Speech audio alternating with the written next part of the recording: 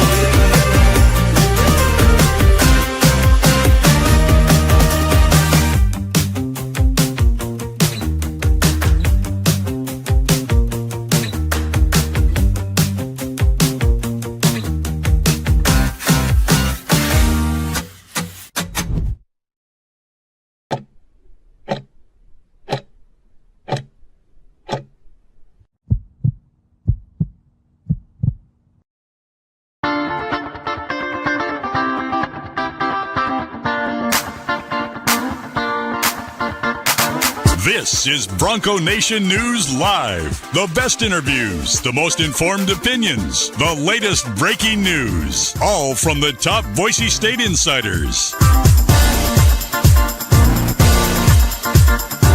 Bronco Nation News Live from BroncoNationNews.com is presented by RowPaint.com, the official paint and coatings company of Boise State Athletics. All Bronco Nation news broadcasts come from the Western Collective Studios. Head down to Western Collective's locations in Garden City or downtown Boise to try some of their delicious beers, including the Horseshoe Golden Ale, the first beer to support an NIL collective. Now, here's four-time NSMA Idaho Sports Writer of the Year, BJ Rains, with another edition of Bronco Nation News Live. Hey, happy Thursday. How we doing? It's Bronco Nation News Live here at BroncoNationNews.com. My name is BJ Rains, and there in the RowPaint.com studios at KTIK is our man John Mallory, Johnny Ballgame, host of Prater in the Ballgame, weekdays 3 to 6 on KTIK. The ticket today is a Jackson's Thursday. Johnny, don't forget for lunch today, $2 for that hot dog, fountain drink, and banana at Jackson's with the Broncos getting over 70 points on Tuesday. So they do it 2 days later. Today is the day to head out to Jackson's and get that hot dog and fountain drink for $2 using that Let's Go Rewards app. But Johnny, excited for today's show. We got Niko Medved, the head coach at Colorado State, joining us a little bit later. We got just a lot of buzz right now as we're 36 hours or so away from tip-off of one of the bigger games in recent history in Extra Mile Arena. Trying to think if I can think of a bigger one, BJ. Another Thursday. Thanks for having me on, right? At least in my era. I mean, because you have both. You have like the saying goodbye to one of your favorite players ever, but also, I mean, by far the most important thing here is just winning the game. You have to win this game if you want to go to the tournament for the fourth consecutive year or make it a lot easier of a path, BJ. And Colorado State's packing a big punch. I know Coach Medved's going to get into that as well. He's doing a terrific job. He's got a terrific team as well. They're trying to win this. I mean, I think if you're Colorado State, Nico's telling his team, guys, we win this game, we're in, dude. We'll finish second in this league. We do a tiny bit of damage in Vegas. We're okay here. And I think that's their nugget. Boise State, obviously, trying to finish, what would that be, a tie for second if they win this thing, BJ, at 15-5? So, yeah, there's so much coming with this game tomorrow. I think everybody's going to try to find a ticket for this thing. I think it's going to be a place to be seen, BJ, and I think that place is going to rock tomorrow night. For all the times earlier this year, Johnny, that we wanted to, me in particular, wanted to get on the crowd, the students not showing up. Maybe at times this year, the atmosphere hasn't been as good. Tomorrow night may make up for it because I'll tell you what, there's not first, the game is sold out, and there's not even a lot of tickets available on the secondary market, and the ones that are going for a pretty penny, Johnny. Like, this is a tough ticket. You want to come to this game tomorrow night, I mean, you're going to have to pony up some cash. Tickets in the upper third level are starting at like $45-$50. I mean, if you want to sit decent seats, you're over $100 to sit in the lower bowl. It is a tough ticket tomorrow. And I asked Leon Rice on the post-game show. Let's hear a quick comment from Leon, just how excited he is to already have this game sold out. For me is we got seniors, that I've went on and on about, and we all know how great they are, all three of them. And for us to, for Bronco Nation to show them how much they're appreciated by already selling it out. Let's squeeze extras in there. Let's fire marshal it. Let's paint some numbers where you can come and stand, and let's crowd that place and make it the best environment we've ever had. But it does. It warms my heart, that the Bronco Nation is going to show up for that, and because these guys deserve it. And it's going to be we're going to have to play a great game. I know that. And so we're going to need that crowd. We're going to need everything that we have because Colorado State's playing great. Well, 5 wins. It warms his heart, John Mallory. This game's already sold out, but he said, let's make it the best atmosphere it's ever been.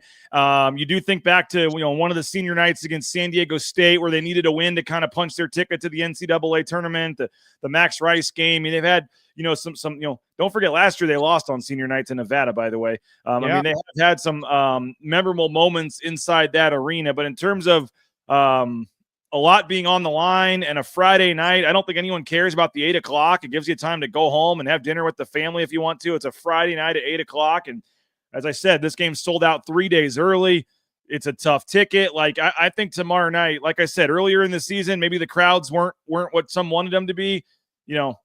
Tomorrow night could be really, really special, Johnny. I think you're going to get a court stormage if they win. I mean, I was wondering about that. You know what? I wouldn't even, if you only if Tyson Degenhart gets lifted up. I feel like Tyson Degenhart needs to be carried off the court, on people's shoulders. The students, they mosh pit him like a mosh pit, and they call that crowd surfing. Yeah, I mean, like some of those like college football teams or whatever, like the ceremonial last practice, they carry the players off or they don't let them touch the whatever. I feel like Tyson Degenhart's last game in Extra Mile Arena, he should be carried off the court out of the arena. I don't know if that would happen. I get it. Colorado State's not ranked, but if there was ever kind of just an organic moment, I'm not advocating it. If Jeremiah Dickey or Cody Gogler are watching, I'm not advocating it. But if it were to happen and they were to do it, me as the guy that usually complains about court stormings, Johnny, I would not complain about that one. Yeah, I mean, Tyson's got, I think, 40-ish folks coming down. I mean, there's a whole plane of people in the Degenhart inner circle, what have you, that are coming down for this game. He said yesterday on IST that like 20 plus of them are coming on the court with him on the pregame emotion. I mean, that's going to be a big deal. I hope there's no distractions there. There are senior night distractions. Yeah. Coaches have talked about them for decades. And it's just like anything that coaches, you have to prepare for it and you have to make sure it isn't a distraction. But that's a very emotional senior night. And as far as the best atmosphere ever, I mean, you could get some old school guys in the comment section talking about, their ultimate experience or moment or atmosphere ever in that building. For me, maybe it was the Derek Marks year where they won the league, BJ, on the crowd stormed. And that was like the first time they had done it at that level. That was a big moment. But yeah, I almost feel like this fan base has connected maybe with this era a little more, because maybe they're going to the tournament more often. There's this, and I don't know why, but this could be up there, no question, BJ. And they've had a few, which is good for this program. They've had the Marks one. They've had the other one where the key jab year where they celebrated on the floor when they won the league and then won the tournament. And they've had some good celebrations there. Tomorrow's going to be epic if it all does fit into place for this team, BJ. That'll be one of those moments, and it's going to be really, really loud. You know that place when it's that level of consumption and fans getting into it and consuming the product and getting after it. It'll be like that tomorrow, man. It's going to be sweet. I love those games. You know me, I'll be sitting right next to you. Dan says, I think it'll be a good crowd. Bronco Nation's updating, saying not a good look. They're not in favor of the court storm. I'm fine with that. It's Folks, fine. Yeah. yeah, I'm not saying it has to happen or should happen. I was just saying if it were to happen, I wouldn't have a problem with it. But I mean, do you feel like, Johnny, a win? By the way, there was a game. I don't remember when you left and came back, but there was a game on a signing day for football. We were up at 5 a.m. doing signing day stuff, and then they didn't play the basketball game till 8:30 that night. It was like the longest day of Boise State coverage ever, but it was against number 5 San Diego State. And Boise State almost beat them. San Diego State needed a bucket like in the final seconds to win. It was almost a massive upset. And I remember that crowd, even though they lost, just being absolutely insane and electric the whole game. In terms of like what's at stake, what's on the line, yeah, I can't imagine too anymore. And like I said, man, this is, I mean, you could say biggest game. Let's talk about toughest ticket. Like this is maybe one of the tougher tickets in a long time. Like I've had people asking me, I'm like, basketball. Yes, for hoops sold out. And, you know, Connie is saying lower bowl, fill the seats, please. There was a little talk on that on social media yesterday. Obviously, the tickets are all sold, Johnny, but we know the lifetime seats and some of the other seats down in the lower bowl. I thought the Utah State game, I think it was, a lot of those got filled. But do you have a problem at halftime, or can they figure something out? Somebody suggested, I think it was your man Jeff Baker, at some point after the second or third media, when you can tell what seats aren't being used, telling some of the folks up top to come on down and fill those in. What do you think about that? I mean, that's going to be tough, I think, to organize. I mean, what if someone is using the restroom and they come back and there's a couple of dudes in their seat and they're like, wait, no. And the guys are like, well, no, they said we could sit here because no one's here in the second media timeout. And you're like, well, no, these are our seats. Our families had them. Like, you have to figure out a way to not let that happen. Like, all right. If we were at a board meeting right now, I wasn't prepared for this. The first suggestion I would have, okay, all of those seats, okay, that are in question, maybe you have a green dot on the seat, a sticker or something, and that is one of those situations. And then after a certain amount of time, if it is a green dot seat, you can have people, I don't know, you'd have to let them in the building, like they would be outside waiting in a standing room line, or inside. I don't know. And after the timeout, they say, okay, there's 72 empty seats. They have green dots on them. We're going to let 72 people in here, find a green dot and cheer real hard. Like, I don't see it, man. Like, I think you go Garth Brooks concert style. You give them to the people in the very last row of the stadium, the very people that are already in the very top row. You just go up quietly to them and say, hey, here's 4 new seats down in section 12 or whatever. Go move down.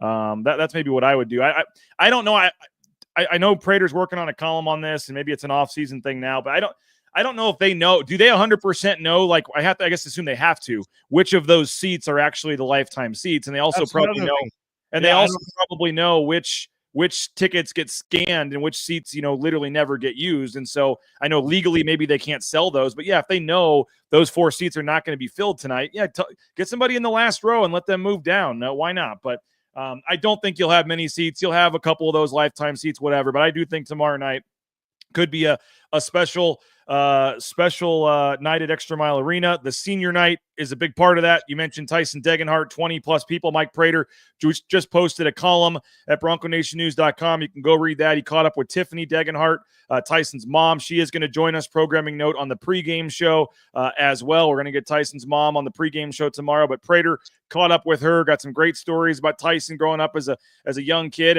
and his mom is not ready for tomorrow night. Johnny, her quote was, if I had a magic wand and can have Friday night never come, then that might be what I want. She's just not ready for this to end, not ready for Friday. I don't think Bronco Nation, I don't think Leon Rice is ready for the final home game of Tyson Degenhart's career tomorrow night. Ah, man, that's sad, but it's wonderful, right? And the Degenharts will be, enriched and kind of immersed into this program forever in this town and whatnot. And he's just going to be a star. And they had a heck of a run, the Degenharts down here, and hopefully they keep this thing going. And tomorrow night would be emotional. Never been through anything like that. And at one point you're emotional, but at the other point you have to win the game. Like, it's going to be hard for Tyson. He's got all his loved ones there, his mom, dad, sister, and then the entire extended family plus friends. And then he's got to worry about playing the best game and the most important game of the year. So that will be an interesting dynamic. I would trust that Tyson's going to handle it absolutely perfect. What he does, and they're going to come out and they're going to play well early and use that crowd. And they've done it so many times in this era. That crowd gets on top of the other team, and it's like it's 6 against 5, man. I see that happening tomorrow night unless somehow Colorado State can knock them out early and get up to a nice big lead and kind of cushion that and ride that. But if that's not the case, that thing's going to be sick tomorrow, BJ. And Tyson Degenhart, Nico Clifford, I mean, that's worth the price of admission, too. Colorado State's a good team. I've watched a lot of Colorado State, and I know you have, too.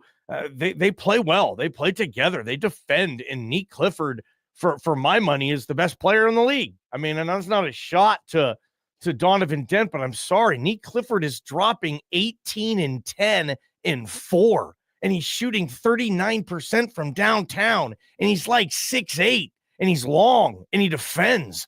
I mean, I think if you put all the coaches in a room and had a fantasy draft of all the players in this league to build their team, I think Nico Clifford would probably go before Donovan Dent. Now, maybe I'm wrong. Coach Pitino, reasonable minds can disagree, but the way Nico Clifford's playing right now, too, BJ, he is really dangerous. He takes over games. So obviously Burns and collectively, they're going to have to find a way to keep, in my opinion, the best player in this league in check tomorrow night, for sure. Max Payne saying Nick is a borderline lottery prospect for a reason. And I did find out, Johnny, there is going to be numerous NBA executives and scouts that have requested credentials for tomorrow night's game. So you're going to have NBA executives, scouts, NBA flavor in the crowd tomorrow night. Likely to see Nico Clifford, a potential first-round draft pick. But maybe Tyson or Alvaro or somebody else can intrigue them with a big game or something they can do. So Sky says RJ Keene should be boxing and wanting Nick all evening. Let's see what else here. A lot of people, past senior nights, it was emotion that affected it, always a unique thing. Do the NBA scouts know how to cheer? No, the NBA scouts won't be cheering. I know you're being funny there, Bronco 130, but it's going to be exciting. And I think Alvaro Cardenas did tell me the other day his family, unfortunately, is not going to be able to attend. So it's a little bit of a bummer that the family couldn't come back from Spain for Alvaro's senior night, but Omar Stanley, his family will be there, obviously. And these three guys, man, final home game. I know Tyson, obviously, for his legacy, gets the top billing, but what Alvaro's done in his 1 year here, maybe not a better 1 year guy to connect with a city and a team and a program in a long time than an Alvaro Cardenas and Omar Stanley, his 2 years here. All three of those guys going to be cool to see them honored before the game. Who is he? I'm trying to think of other 1 year guys. That's a good. Was Rob Heyer? Lonnie Jackson coming in from Boston College 1 year, a shooter. You had Christian Sengfelder, a forward, I think, from Fordham or somewhere up on the East Coast. Who else have they had come in here for 1 year? I'm trying to think. They Rob Heyer. Is that a name? Rob Heyer. Was that a Vandal? Am I all over the place with names? Rob Heyer played for Boise State. I was just trying to think if he was 1 year or not. 1 or 2. Yeah, he was one of those guys. But I'm with you on that. I think Alvaro, maybe it's the position, has probably made the biggest impact as a 1 year guy. And you know what? I mean, I know Omar's had his ups and downs this year, but he's made a significant impact as a 2 year guy. His relationship with the fan base, I mean, the fans aren't on Omar. They want to help Omar. They're with Omar. They're not against Omar. And his parents, like I do, they're the nicest people. I mean, I would almost probably say, like, who's the nicest guy on that squad or whatever? Omar and his family. I love those guys, and you do too. And it's gonna be nice to see them. And this fan base loves Omar too. And I'd imagine Omar's gonna have a pretty good game tomorrow night as well. Those three seniors, kind of grown men too, and that's kind of rare in college basketball these days, that you kind of get grown men. And those three players, I've got to know them pretty darn well, as you have, and they're grown men. And it's nice to see how, like, Tyson's matriculated through Boise State and came in as this freshman with a ton of potential and just got it, self-awareness, and then now to where he is, leaving as an all-time fan favorite. Man, it's tough to write a better story than that, unless you can include, what's Degenhart's legacy? He went to the tournament 4 times, okay, and maybe even won one of those games. So this will be big tomorrow night, obviously, but a lot of emotion. But don't forget, you got to win the game. You know, you have to win this game. A couple of folks reminding us Lexus Williams was a one-year guy too. Coming in. Okay. Valparaiso University coming in, hit that half quarter against Oregon in his 1 year and made a big impact, and obviously sticking around now as a coach. You mentioned the game, and you got to win the game, Johnny. Let's get into the bubble talk, what this game means for both teams. Joe Lunardi has a very intriguing updated list that I'll put on the screen here in just a minute. But first, rowpaint.com, our title sponsor. Thanks to Andy Rowe and Company, rowpaint.com, all your painting needs, whether it's those concrete coatings, which we've had done twice in the Rains family, interior, exterior painting. They just finished up a drywall painting project last week. It was every step of the process was just awesome, and we're very thankful for rowpaint.com. So all your painting needs, hit up our title sponsor, rowpaint.com. TacoBellWorks.com, the SON Management Group, the Nicolason family, TacoBellWorks.com.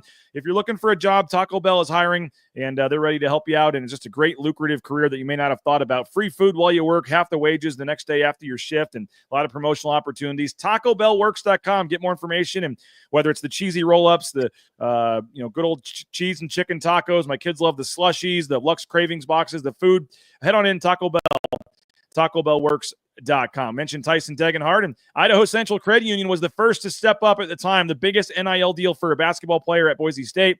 They took care of Tyson Degenhart the last couple of years, returned the favor, switch your bank over to ICCU, and you may think you like your banking experience, but I can promise you, Idaho Central Credit Union, you'll like it better over at ICCU. Idaho Central Credit Union, ICCU.com.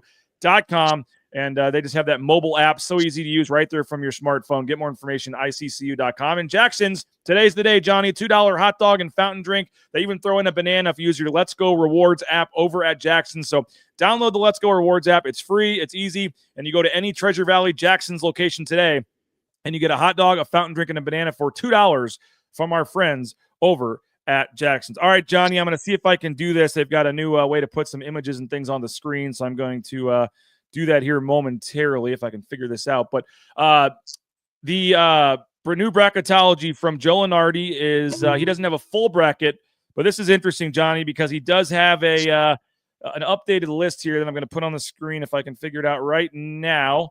And here you go, Johnny. This is just from his Twitter account. A couple of things to notice here. Boise State is not his last team in anymore. He now has Xavier as the last team in. Boise State has moved up to the second to last team in. He now has San Diego State in the last four in as well, playing in Dayton, 2 Mountain West teams in Dayton. And look over to the left. Utah State has now fallen to the last 4 byes as well. So Utah State suddenly approaching the wrong side of the bubble here. He has Utah State only 7 teams below them in the field. So Oklahoma, a big home win against Missouri last night. He now has them bumped up to the first team out. I don't know, Johnny. I look at that first 4 out, North Carolina, Texas. I think it's going to be hard to keep those teams out of the tournament, if you ask me. That if those teams continue to win, I think I'd be really worried if I was a Boise State fan. But you go over further to the right, Colorado State, now the next 4 out, and they are his 5th team out of the tournament, Colorado State. So 4 Mountain West teams on the bubble here, according to Joe Lunardi. But now Colorado State, in their mind, they're coming to Boise tomorrow thinking they could pick up a quad 1 win to try to get themselves in the at-large picture here. Just a game with massive implications tomorrow night. Gosh, and there's a couple ways, and we do this every year, and I love it because I love college basketball, and I love this tournament and kind of figuring out where it's going to go. Well, flip Boise State, Colorado State after tomorrow's results. Period. End of story, I would think. Close to it, all right, especially a road win for Colorado State. And yeah, you're going to jump Colorado State over the 4 mega programs or 3 mega programs you mentioned. Maybe not. Here's where I am right now on the race, okay? And it's like a horse race. And if you get a win in a game, you move further. If you lose, you move further back, okay? Utah State, San Diego State, Boise State keep winning, and they further their chances. However, if you look at the teams in the first 4 out, North Carolina, Texas, Oklahoma, and even Nebraska, their wins will give them more. Their wins will be bigger than, say, Boise State's wins. Like, say, North Carolina beats someone in the ACC, they're going to move 5 steps up for that win. If Boise State beats Colorado State, they'll move them 3 steps up. So I just wonder, like, yeah, if they all keep winning, even Steven, I feel like at some point they're going to say, well, North Carolina, Texas, Oklahoma, Nebraska, those wins way more on a scale than the Mountain West. So you just hope that those teams at some point lose. The worst thing that can happen is those mega conference tournaments that are so big. And North Carolina's going to have an opportunity to beat 2 top 20 teams in 2 days. And if they do it, it's up. Oh, they're in. They're in. You can't even argue. Look who they just beat.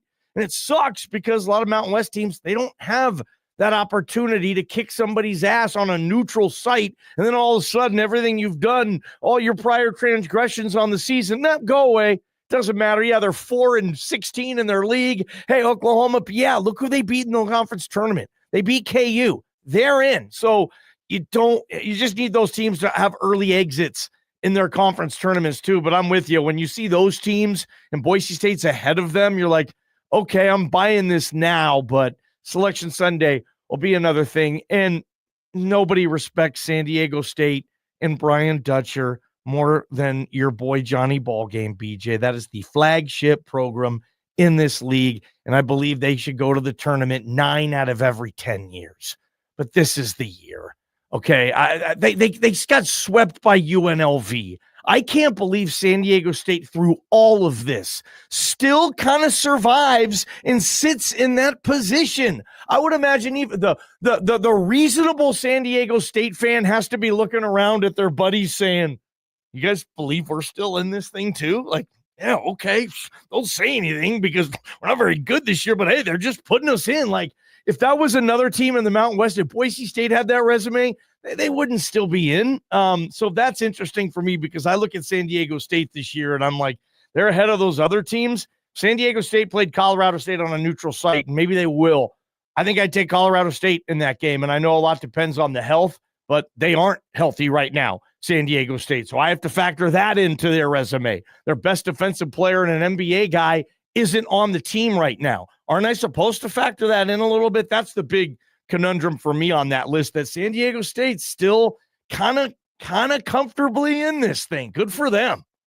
Max says the Houston win. San Diego State beat Houston earlier this year. That's holding. That's huge. That's huge.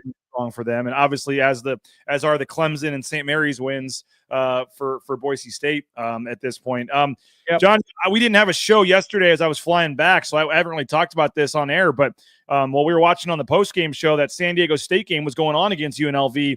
I didn't see that coming, but because UNLV did beat San Diego State, that sets up Boise State now the potential to get second place in this league with a win tomorrow. The winner of tomorrow night's game gets the number 2 seed in the conference tournament. The loser falls into the 4-5 game and has to play San Diego State. You mentioned Guath not knowing his status. If he's back, that obviously changes things for them.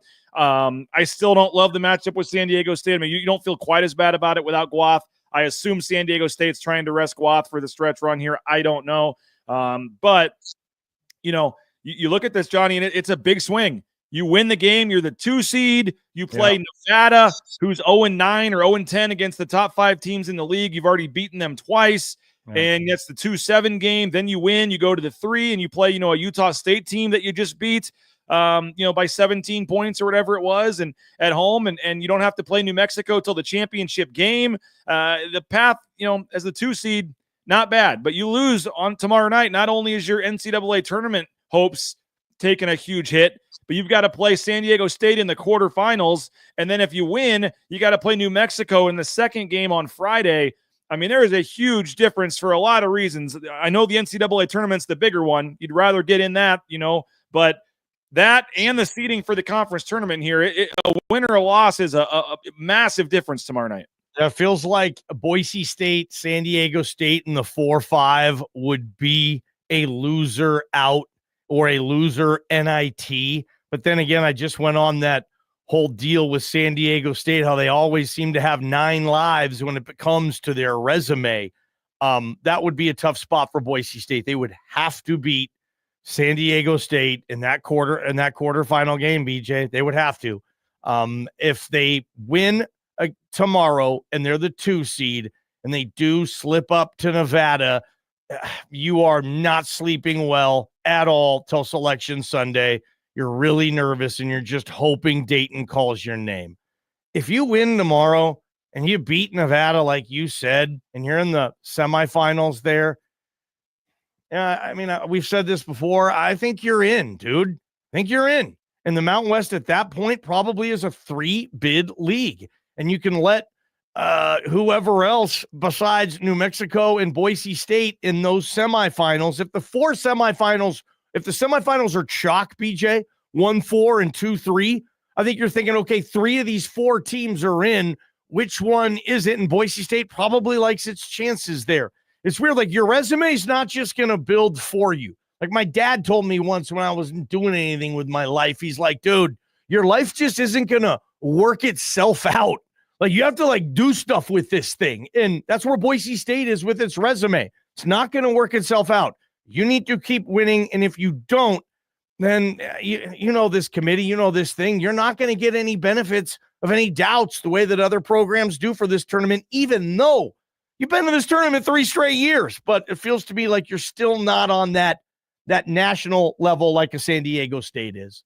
Yeah, and we should bring this up. I brought this up a couple times, Johnny, but there are 5 new members on the committee this year. I was listening to a podcast with Dan Gavitt, who kind of runs the tournament for the NCAA, and there's 12 members on the committee, and for whatever reason this year, there's 5 new members, and so you just got to keep that in mind. It's not the same exact crew that screwed over the Mountain West last year. It's almost half new members, and you don't know if that helps, if that hurts, what they're going to be thinking about.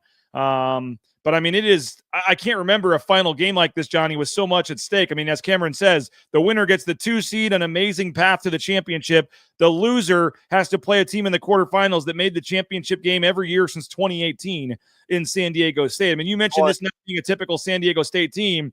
They've had other non-typical San Diego State teams, and they make the final of this tournament every year. When it gets down to Brian knows how to win. They know how to get there, and they're in the championship game. I think 9 of the last 10 years or something, 10 of the last 11, they've been in the title game. They haven't won them all, but they own this league, dude. I know, but this year they haven't. But you're right; they can erase this in a couple of days, and you'll be there every step of the way. BNN. Yes, of course we will. Charles Allen says best thing is to just win the whole thing, and yeah, that would obviously. I do think that. The bid stealers is something to worry about because you do have some of these, if you're the last team in or whatever, all it takes is one conference where there was going to be a 1-bid league and they, upset somebody and you're in trouble. I think there was 5 bid stealers last year, which really caused some people to move down. So you got to be rooting for Memphis to win the AAC tournament. You got to be rooting for some of these teams, UCSD to win their league because, Memphis is making the tournament regardless. Nobody else in the AAC right now is getting in the tournament. But if Memphis were to get upset in, say, the semifinals, and all of a sudden another team, I don't know who else is the next best team in the AAC, if one of those teams win the tournament, then all of a sudden that's an extra spot taken away because Memphis is getting in anyway, and that bumps somebody off the bottom of the list. So I just been covering this team. This is my 12th basketball season, I think, finishing up, maybe 13th, Johnny. And I don't know. There's a ton on the line, but I'll say this, Johnny, I got a pretty good feel. I don't know. This team just seems to have something going right now. Some mojo. I like where this team is at. I feel pretty good about this team to continue to keep these winning ways going. I'm not, going to predict a blowout win tomorrow night by any means. It's going to be a super tough game, but I'm sure as heck wouldn't feel good about picking against them right now in any kind of game moving forward here. And I don't think there's many teams, Johnny, in the Mountain West right now going, oh, I like that matchup with Boise State. No, none. They don't want to tussle with Boise State. No way.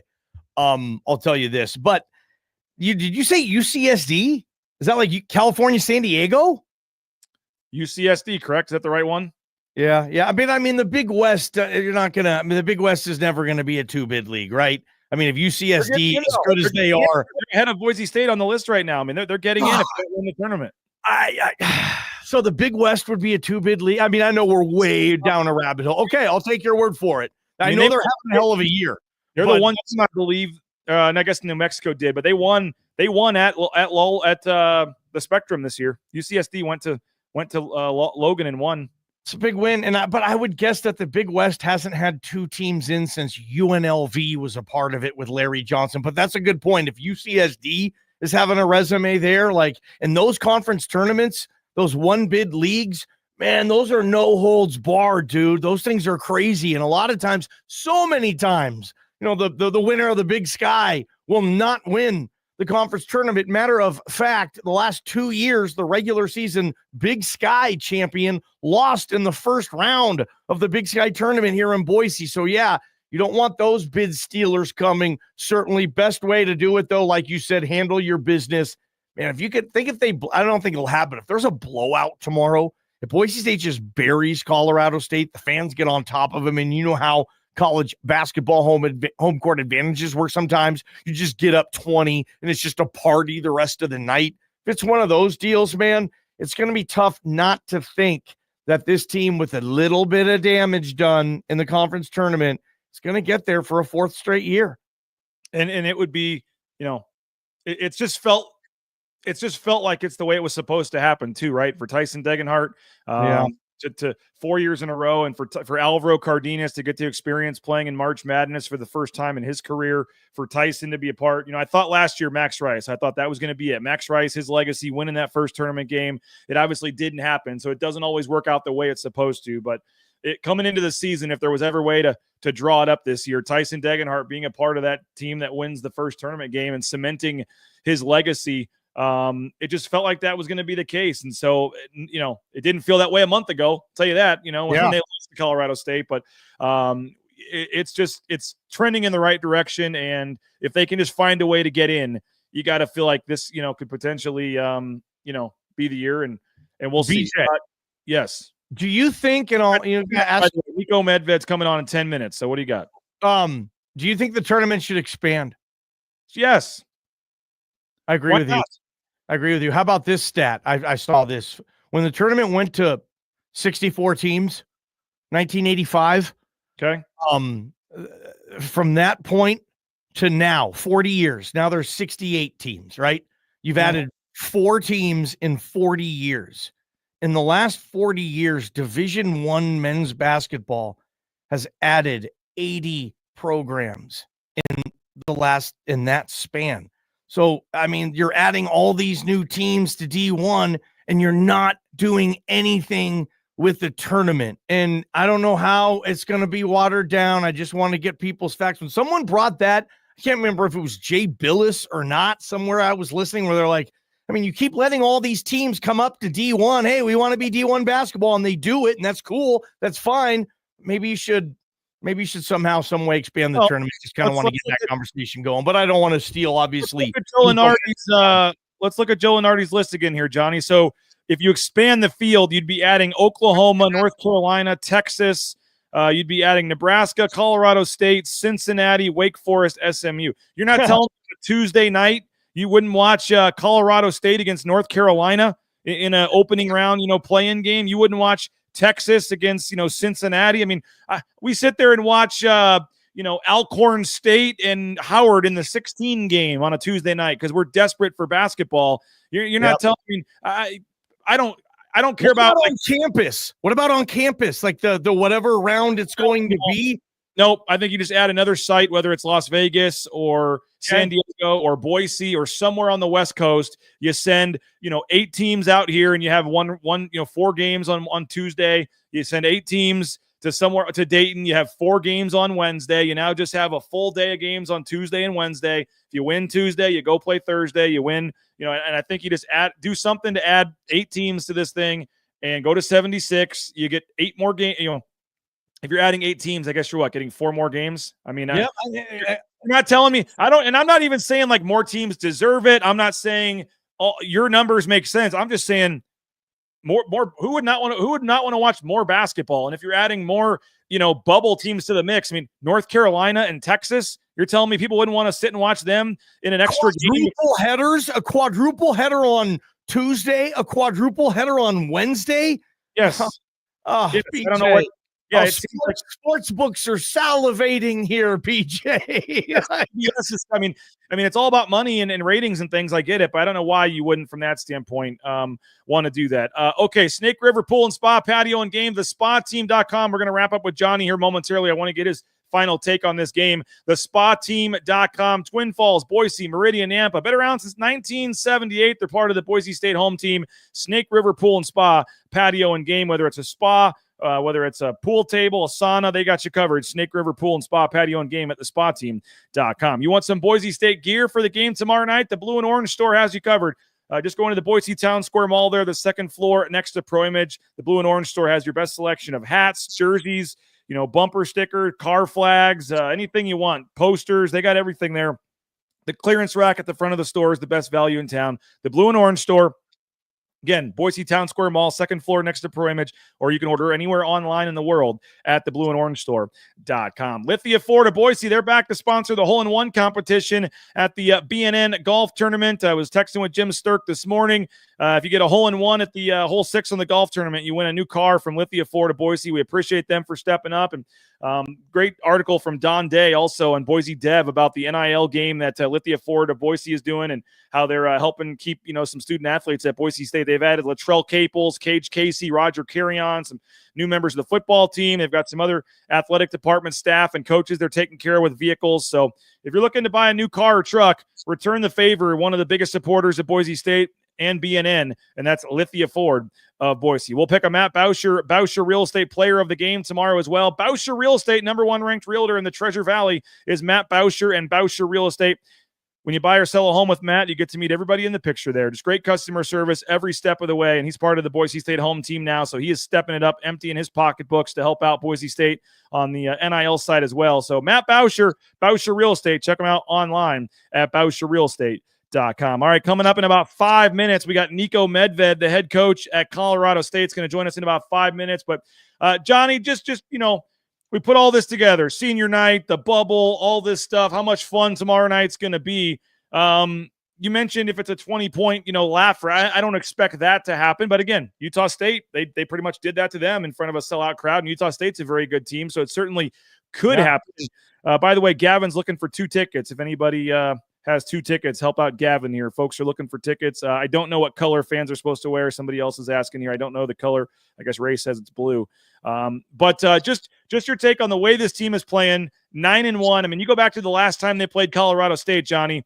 They were down 17 points in that game. They looked lifeless. They had already lost at New Mexico, getting blown out. Now they're getting blown out by Colorado State, and it's just like, oh my gosh, this is really, really bad. What's going to happen the rest of the season here? How many more games do they even win? And then they make this furious comeback. They nearly win the game. They get the lead. They give up an offensive rebound and a bucket with 3 seconds left. Leon calls it rock bottom in the post game, but Alvaro Cardenas told me out in the post game, like, no, we're going to get through this. We are going to win. I came here to win. I'm not going to be a loser. I came here to win. We are going to win somehow, some way. They had that bye week. They turned it around. They're 9-1 since. That last Colorado State meeting was a turning point. I know Colorado State's gotten better too, Johnny, but Colorado State, they've won 6 in a row. They're playing well, but they're going to see a much different looking Boise State team tomorrow night than the one they saw at Moby Arena.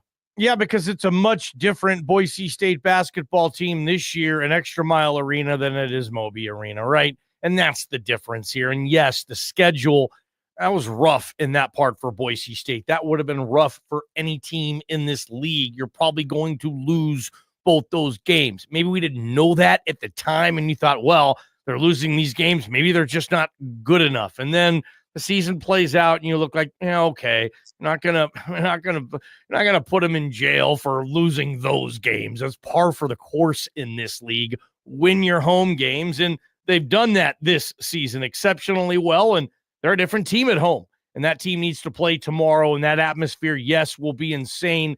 It's not like Colorado State's not used to it. They do a good job at Moby, and then they go on the road in this league too, and they're hated like Boise State is in arenas, and they see it. So it's going to be a fun game tomorrow, BJ. Like I said, anybody's going to try to be there tomorrow.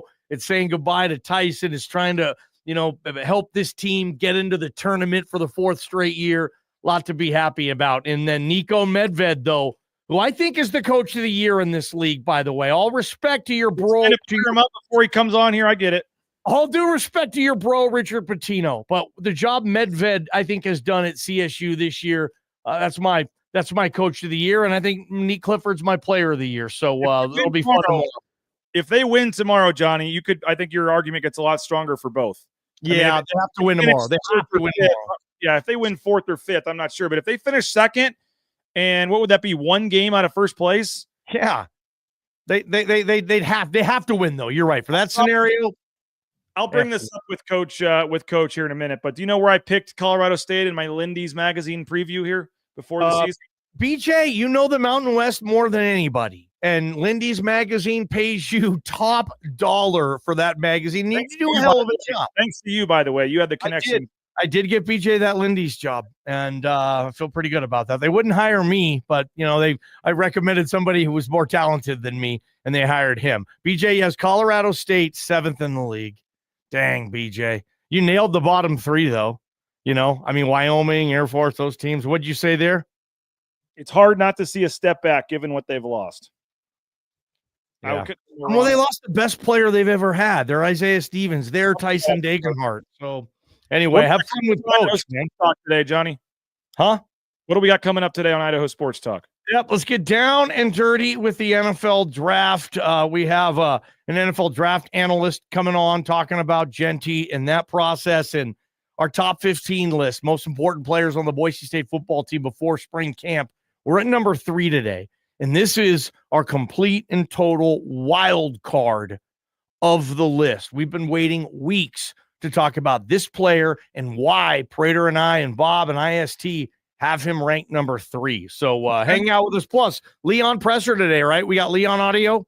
Leon and all three seniors meeting with the media today as well at 1:00. So we'll have that for sure. Johnny, we're going to get to Coach Medved here. Appreciate you, man. Love you guys. There he is. Johnny Ballgame, host of Prater in the Ballgame. You can see him coming up at 3:00 today. You can hear him as well on Idaho Sports Talk. While we get Coach Medved dialed into the system here, I want to thank Ridley's Family Markets. Shop Ridley's.com. That is the website, shopridleys.com.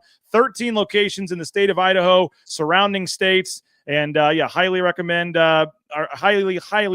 Ridley's Family Markets. Next time you are looking for that hometown grocery feel, just head to Ridley's Family Markets and get more information online. Find a location near you at shopridleys.com. Transportation Compliance Service. Get into the trucking industry. Transportation Compliance Service can help you out every step of the way to get into the trucking industry, whether it's DOT, overweight, any of those permits and things. Transportation Compliance Service has you covered. Check them out, transcompservice.com. They're a local company helping folks all over the world get into the trucking industry, and highly recommend you check them out online at transcompservice.com. Also recommend Lean Feast, leanfeastmeridian.com. Healthy eating options, whether it's steak, chicken, fish, shrimp, you name it, they got you covered at Lean Feast. Leanfeastmeridian.com is the website, and it's 2 minutes in the microwave, and you're eating steak. Oh, just so good. And all the various diet options. And I love the garlic parm chicken.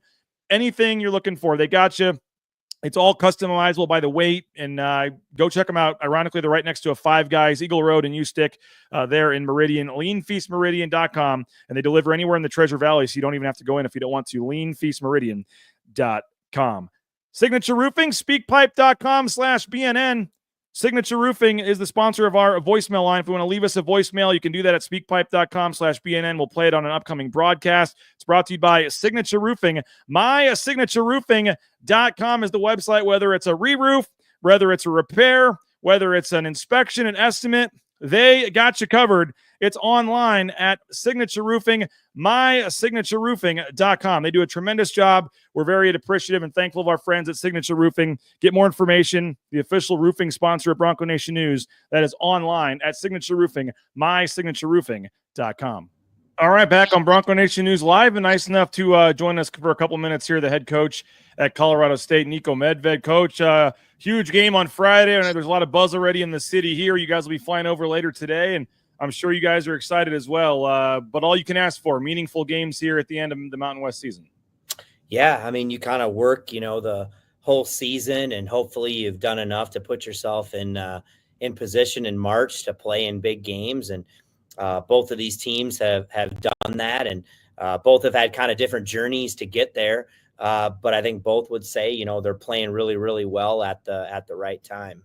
And I know Boise State kind of sees that loss to you guys as a turning point to their season, and I'll get to that in a minute. But I was looking back just for fun, Coach. I know us media members are usually wrong, and I was looking at my good old Lindy's magazine here from the summer just for fun. And I had you pick 7th preseason, Coach, and I kind of was looking at the blurb here, and it said it's hard not to see a step back given what they lost. And obviously, I couldn't have been more wrong. And I know a lot of people picked you guys. I don't even remember where you were picked in the league standings, but just to do what you guys have done, to lose who you lost, and to be in the position you're at, 2nd place on the Mountain West standings here. What can you? I mean, first of all, congratulations, hell of a year to this point. But what can you say about how you guys have been able to do what you've done? I told everyone who would listen, I knew it would be tough sledding early with these guys. And like a lot of teams, I mean, we got a ton of new guys and we lost a ton of great leaders, and we were going to have to rely on, several young players to really step up and play. And it was choppy early, maybe even more so than I thought. But, a mentor of mine, he told me once, and I learned this early in coaching, is one of the most important things is you got to have a group of guys you can lose with first. And what do you mean? And what it means is, when you go through adversity and things are tough, do you have a group of guys that are going to stay with it and keep battling and keep fighting? And that's what this group has done. And, right there, man, about the middle of December, we were wavering a little bit. We had gotten our tail kicked at Colorado. We just were not a very good team. But boy, they stayed with it and have really turned it on. Our defense has stepped up. Our role definition has stepped up. The confidence level has kind of shot through the roof, and the young guys have really improved. And here we sit at 15-4 in the league and in 2nd place. And it's been a lot of fun watching these guys grow. Nick Clifford, I know we talked, just obviously change your team when he decided to come back. But I mean, to put together the year that he has put together, I know they changed. I don't know if they've announced it or not yet, but they've changed the way they're doing the Mountain West voting again this year, and they brought the media back into the fold. And I've got a vote here, Coach.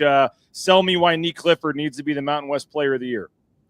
Well, forget anybody else. Right now, because I get it. It's hard. There are a lot of good players, but my estimation, find another player in the country that leads his team in points, rebounds, assists, blocks, and steals. Okay. And he's dominant on the defensive end. When he's locked in, that's incredible. I mean, his rebounding numbers for a guard, it's incredible. And we're 15-4 in the league. So you look at the impact that he's had on our team and all the things he brings to the table in a winning situation. It's crazy. I'm going to tell you what's crazier, BJ. He has not yet won Mountain West Player of the Week. Not once. And I think I don't know if there's a conspiracy against him or whatever, but it's crazy. But, he's had, David Roddy's won Player of the Year here. Isaiah Stevens was unbelievable. But the season he's put together is as good as any I've been around. Yeah, I think Tyson Degenhart just won it for the first time himself last week or something. So, I mean, there's some really good players in this league. And I know a lot of people thought the league was going to take a step back this year, and it may not get 6 teams in. But here we are with, a couple days left in the regular season, and you've got, 5 teams, counting yourself, that are putting their chest out and saying we should be in the NCAA tournament. I mean, it's for all the talk about this league, maybe taking it, being not as good this year. Here we are, and there's a lot of good teams that are deserving of being in the conversation. Yeah, absolutely. I mean, and like a lot of leagues, our league lost some really good players, but a lot of really good players stayed too. I mean, there's a lot of great players that stayed in the league. I mean, you guys, Tyson is just, I can't wait till he graduates. I told him that at our place. I'm tired of going against him. He's an unbelievable player. And Donovan Dent, Nick Clifford. I could go on. And you've got tremendous coaches in this league. You got schools who care about basketball. And I'm not surprised at all to see the league in this situation again. And it's going to be a multiple bid league. And we'll see how many that looks like on Selection Sunday. But it's been another great year in the Mountain West. Niko Medved, our guest, here for a couple more minutes on Bronco Nation News, getting you set for Friday night's showdown in Boise, Colorado State and Boise State. And what else, Coach, has been the kind of key to your success this year? I know you guys have had a lot of guys step up. It hasn't just been Nick Clifford, but what, to this point, to be where you're at on the season, what's been the most enjoyable part of this ride for you, and what else other than Nick has been a big reason for your success in your mind? It's just enjoyed because there's such great guys. We've been fortunate throughout the years. We got such great guys. They come in every day. They do what we ask them to do. They pull for each other. So it's a fun group to be around every single day. And there's a lot of reasons for it. I think defensively, we took a big jump right around the new year, and When you play good defense, you give yourselves a chance to win every night. And then I think the young players, the Cayenne Evans, Jalen Crocker-Johnson, Rashawn Bemba, who didn't play against you guys the first time. I think some of these young guys have really stepped up, and we shot the three better too. We started to shoot the three better, but I think some of that offensive confidence has come from playing better defense, and you start to win and you start to, figure out your roles. You kind of, shoot shots that you're comfortable with. And, so we've shot the ball well. We played good defense, and the role definition has been really, really good, and guys are buying in. You guys have obviously won, I believe, 6 in a row. Boise State is 9-1 since that loss to you guys there in Fort Collins. What do you make of Boise State's season here? They're finally playing, at least looks like, the team that most people thought they'd see for much of the season when they were picked as the preseason favorite. But what have you noticed differently about the way they're playing the last month or so? I mean, I think like a lot of teams, they're still early in the year. They had some great wins, and probably them just trying to figure out their rotations, their role definition, who needed to be where. And sometimes, what's hard for other people to understand, but coaches understand, you have to go through some of the losses sometimes to get to where you need to get to. It's those moments in the season that happen to you that really kind of makes the picture clear of where you need to go moving forward. And, my guess is, Boise went through a little bit of that, but I mean, man, I watched them on film here. They are playing at the level everybody believed, they were going to play at all year. They are tremendous. They've got guys firing on all cylinders.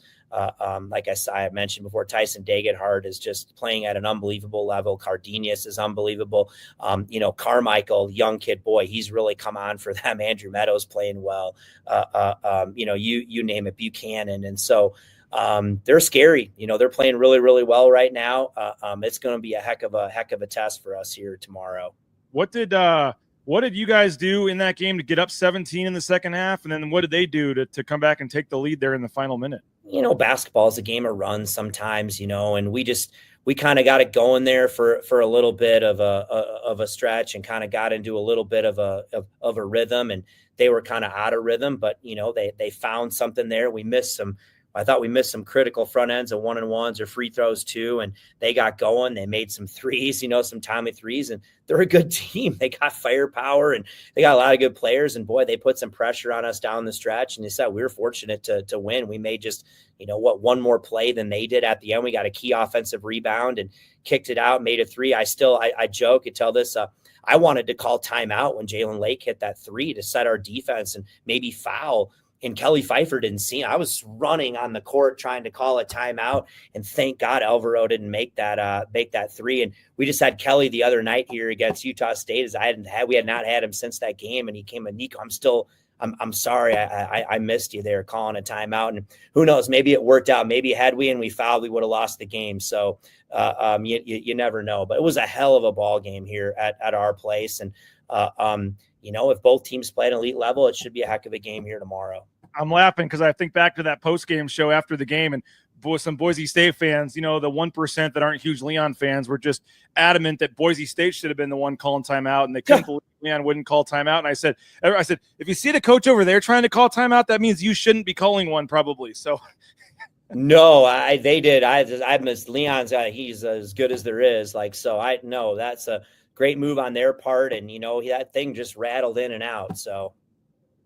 What's in terms of, you mentioned Degenhart, I know you guys tried to get Cardenas as well, but just this team, and I guess this Boise State program from afar, Coach, to see what Leon's got going on here just all these years, and they're trying to get 4 in a row, and I know you guys were in Dayton with them last year, but just what's just your big picture take on this program? I know a lot of fans are wanting that first tournament win. They're 0-10, and they're hoping this could be the year, and just big picture, what do you make of what Leon's done in this league? Well, I think just the fact that just what you're saying, the standard is now is that they think that, you got to win NCAA tournament games. And I know where the program was, 15, 20 years ago, is that's just amazing in and of itself, to just look at now the expectations of the program. And you just look at what, Leon and the staff has done there over time. And I've been fortunate now to be in the Mountain West for a long time. And you look at all the great players they have, and you pop on the film of Boise State, whether it was now, whether it was 10 years ago,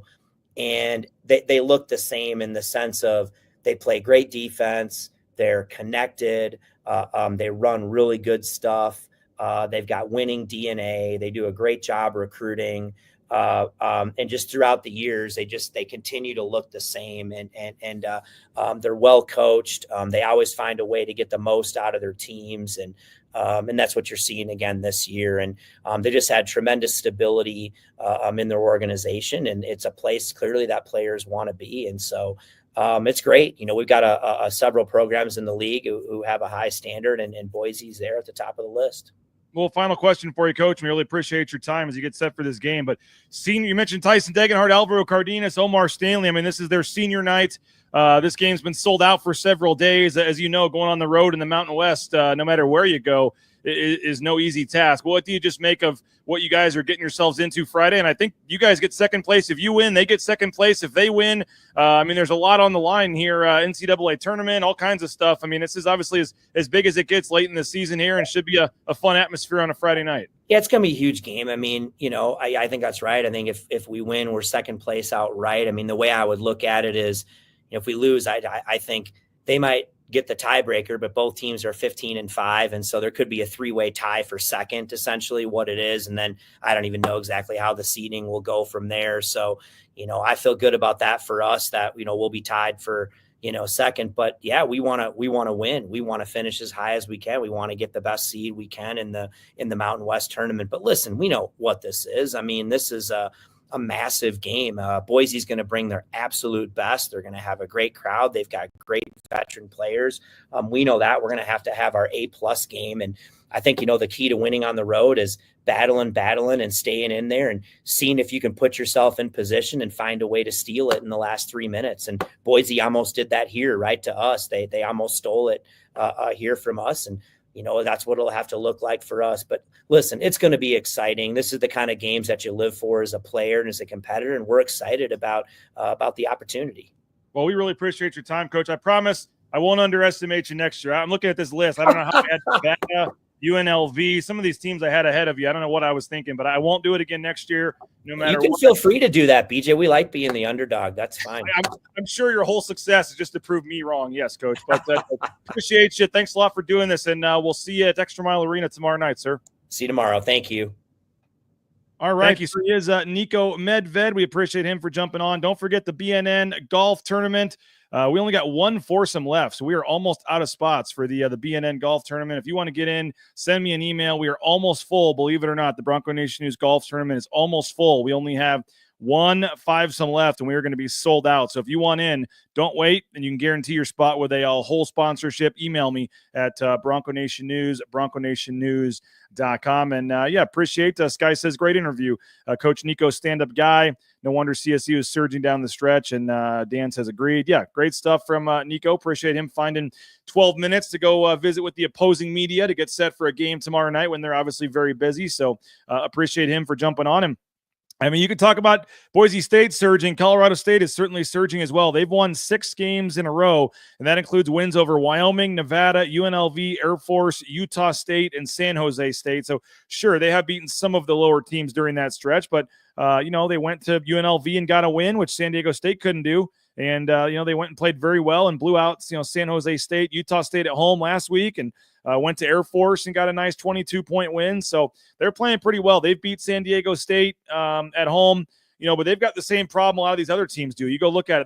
They went to San Diego State and lost by 15. They went to New Mexico and they lost by 22. They went to Utah State. They lost by 8. So they've had their troubles on the road. They did lose at home to New Mexico as well. They've lost twice to New Mexico, and that's actually why the tiebreaker is what it is, where Boise State would get second place with a win, because if Boise State wins, and thanks to San Diego State losing the other night against UNLV, that now would create a 3-way tiebreaker for second place if Boise State were to win. And then if Utah State, I think they play Air Force in their last game, so you're just expecting that they're going to win that.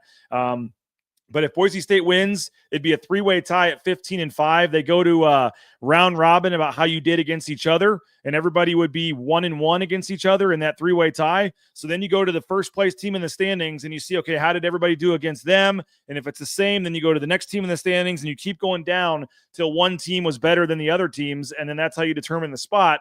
And Boise State, beat New Mexico at home. And Utah State lost both games to New Mexico. Colorado State lost both games to New Mexico. So Boise State having that home win over New Mexico last week or 2 weeks ago, whenever it was, that would be the difference in giving Boise State the higher of those 3 spots in the tiebreaker. So seeds 2, 3, and 4 would be determined by the tiebreaker. I believe Utah State with a win is locked into the 3 seed.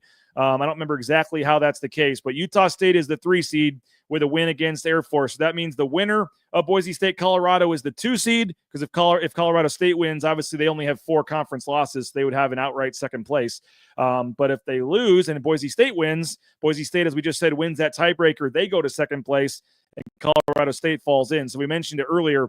You really couldn't have a bigger difference in terms of a win or a loss. You get the 2 seed, you get to play a Nevada team that you've already beaten twice. And it's probably checked out on the season here, in the quarterfinals. And then in the second round game, the semifinals on Friday, you would play, a Utah State team that you've already beaten as well. And I think everybody agreed. I don't think any team in this league is unbeatable, but I think, you don't want to play New Mexico if you don't have to until the championship. And frankly, you don't want to have to play San Diego State. I think Watt's going to be back. I really do think they're getting him ready for this tournament. I expect Watt to be back. Either way, the pedigree of a team like San Diego State in that building in the tournament is not one you want to mess with. So you win, you're the 2 seed, you play Nevada in the first game, and then you get Utah State likely in the semifinals, maybe a UNLV team on their home floor, which wouldn't be ideal, but you'd probably take your chances with that if they upset Utah State. You lose, so you like that path. You don't have to play either San Diego State or New Mexico till the championship. You lose, you got to play San Diego State in the first game, which is not ideal at all. And then you have to play New Mexico in the semifinals, which is not ideal at all. So there's a huge difference between winning this game, losing this game in terms of the seeding for the tournament. But also you throw in the bubble watch that Joe Lenardi had, and we can put this, back up on the screen here one more time. But Joe Lenardi's updated, if you joined us late, his updated kind of, bracketology here has 4 Mountain West teams listed on the bubble. He has Boise State last 4 in. He has Colorado State in his next 4 out. And I still don't feel great about Oklahoma, North Carolina, and Texas being right there behind Boise State. I still think if it's 50-50, they're going to give the North Carolina and Texases of the world a spot over a Boise State. I think Oklahoma has no business with their being 4-13 or whatever they are in the SEC. But you see Boise State, tomorrow night, massive. I don't know if they can get out of Dayton. I mean, all you need to do is pass 2 teams there, Indiana and San Diego State. And let's we'll see what happens. But I mean, Utah State, they're still in the last 4 byes. So obviously have to, win tomorrow night. But I just wonder if there's a path if you win tomorrow night pretty handily. And if you can get to the championship game of the Mountain West tournament, can you get out of the play-in game in Dayton? And it's interesting because when you play in Dayton, I know some people say, oh, it's not a tournament game, it doesn't count. It 100% counts. You get money for it. It's an NCAA tournament unit. It's an NCAA tournament game. It counts. Go to Dayton, get the feel of it. It counts. It's a tournament game. But you also would play another number 11 seed. You'd play a team kind of more on your level in that first game. So you might have a better chance of getting a win in Dayton than if you have to play a 6 seed and play a Memphis or a Kansas or whoever else would be on that 6 line or 7 line, whatever it would be where it would line up depending on what the numbers are. So it's kind of interesting how you look at it. You have to win the extra game, and obviously Dayton is Dayton, and it has this connotation with it of being the playing around whatever. But you might have a better chance of winning a game if you go to Dayton as opposed to the first round game. Who knows? But as I said earlier, Boise State, the way they're playing right now, there's not a whole lot of teams that I would feel wouldn't give Boise State a chance against. They're playing very well right now, and it all comes down to tomorrow, though. You got to win tomorrow's game. Set yourself up. I've brought this stat up numerous times. But you go back in the Ken Pom era here, and I can go ahead and put this on the screen if we want to. We can workshop this here. You go through the Ken Pom era at Boise State. Let me see if I can pull this up here and share my screen. Sorry, this is bad hosting live on the air, but you go back to last year. All right, last year, Boise State. There we go. Sorry about that. So last year, Boise State won the last game in overtime against San Diego State, but lost the game right before that to to Nevada. So a 1-game winning streak right there going into the conference tournament. You go back to 2023, Boise State, last game of the regular season, lost to Utah State. They had lost 2 out of 3 going into the conference tournament. Let's go back to 2022. Boise State wins the league. They're on a 5-game winning streak, but they lose. Look who it's against, Colorado State, but that was at Colorado State in the last game of the regular season. Now, they did go on to win the conference tournament. Obviously, the only time they've done that, you see there at the bottom. But Boise State did lose their last regular season game. Go back to 2021, Mountain West Tournament. Boise State had 3 losses in a row going into the conference tournament. Don't forget that Fresno game got added. It was a terrible loss for them and probably end up keeping them out of the tournament. But you see a trend here. 2020, end of the season, Boise State loses at UNLV in the final regular season game of the season. Let's go back to 2019. Boise State wins the last game of the regular season, but had lost 6 in a row before that. So we're still looking for more than a 1-game winning streak going into the Mountain West tournament. We have not found it yet. There we go. They won the last game, but lost the game before that to San Diego State right here. So there's another year where they have no more than a 1-game winning streak. All right, that was 2018. We go back to 2017. Boise State, end of the regular season. Fresno State loss. And then they win at Air Force to end the regular season, but still no more than 1 win in a row entering the conference tournament. We go to 2016. Boise State had won 3 in a row, then loses the last game there to San Jose State on the road, and then loses, flames out, first game of the Mountain West tournament. So let's go 2015. This was the year Boise State won the league, and this is the first time you see, going back a decade, 2015, where Boise State won more than 1 game in a row entering the conference tournament. So that's 6 wins in a row going into the conference tournament right there for Boise State. And this is in 2015. I know the print's a little small here. Sorry if you guys can't see this, but you go back to 14, lost 3 out of 4, including 2 in a row. You go to 13, and then there you go. Lost to UNLV and then beat San Diego State in the last game.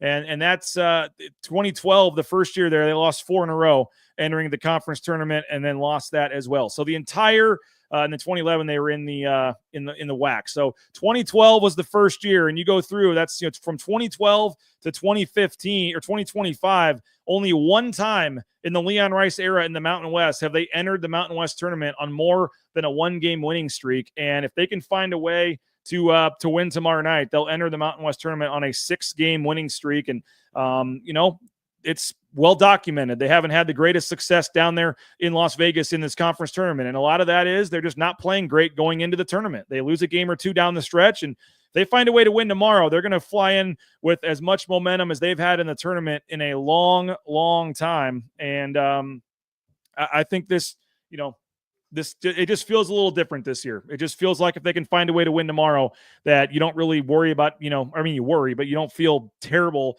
about any team in the conference tournament. And sure, the Nevada game is scary, but that's a quad 2 game, and it is what it is. I don't know if that would be the one that would knock them out if they lost it, but I don't know. But certainly a win, your 2 seed, you lose, you're 4-5. And there's just so much on the line tomorrow. So we appreciate you guys for checking out the show. Great viewership yet again here on a Thursday. If you missed any of the show, including Johnny Ballgame or our interview with Niko Medved, it's up on the YouTube channel. You can go back and watch the show here when we're finished.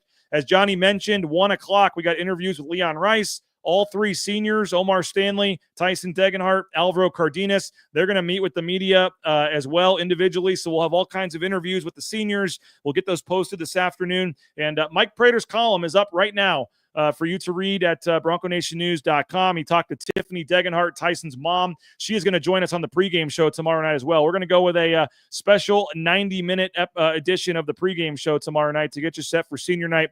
We'll be live starting at 6:30 tomorrow night with our senior night show. So make sure you join us starting at 6:30 tomorrow night. We'll obviously have tomorrow's show. I do have a schedule conflict, so we're going to be a little early.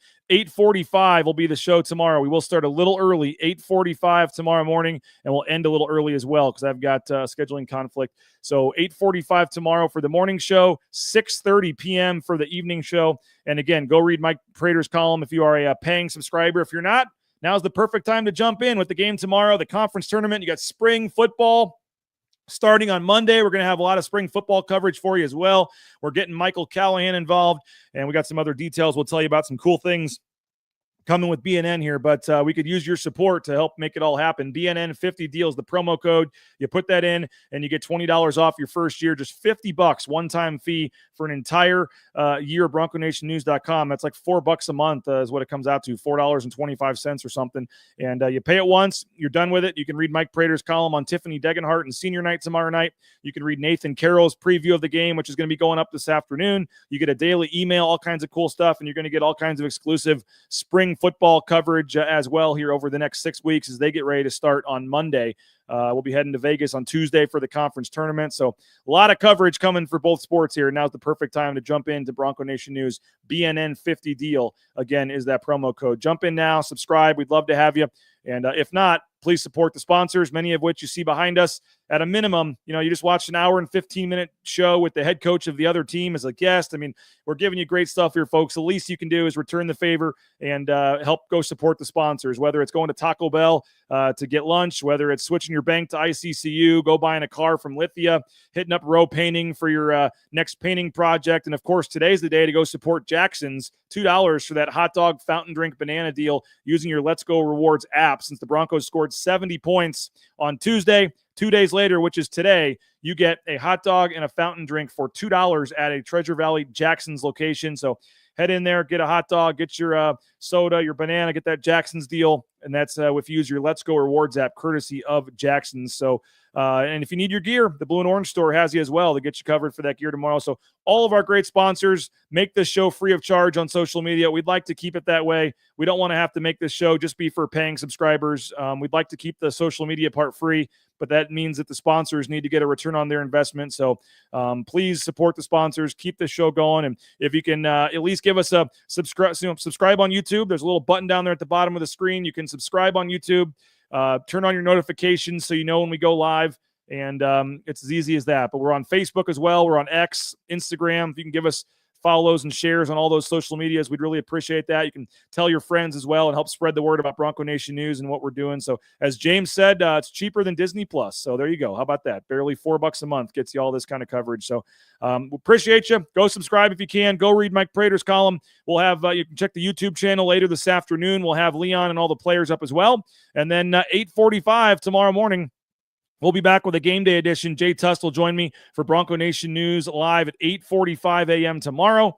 And then our pregame show, 90-minute special pregame show is 6:30 Mountain Time ahead of the 8 o'clock tip-off tomorrow. So appreciate you guys. Thank you, Tyree, for saying a great show there. Robbie, we are trying to get one on Monday. I think maybe Monday night. We're actually talking about that. There's a chance Monday night we could do a Tyson Degenhart show before they head to Las Vegas for the conference tournament. We are efforting another show or two before the season ends. So I would suspect after the season ends, we'll do some sort of season wrap-up, career wrap-up show with Tyson as well at some point. So appreciate you guys. Go subscribe, tell your friends, spread the word about BNN and what we got going on, and check the YouTube channel later this afternoon when we get those interviews posted with the three seniors and with Leon.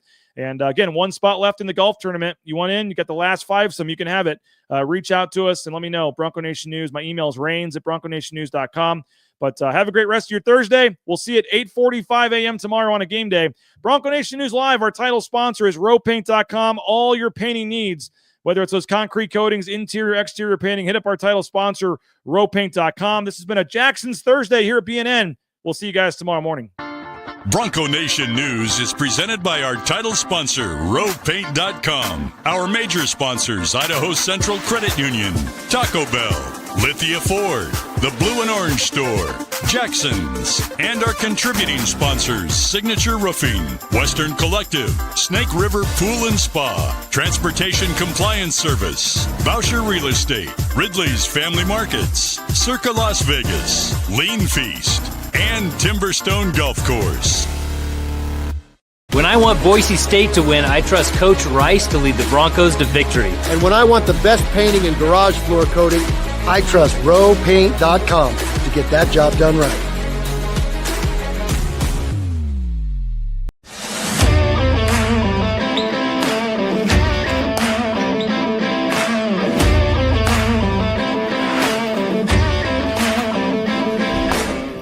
It's game day. Are you ready? Let's go!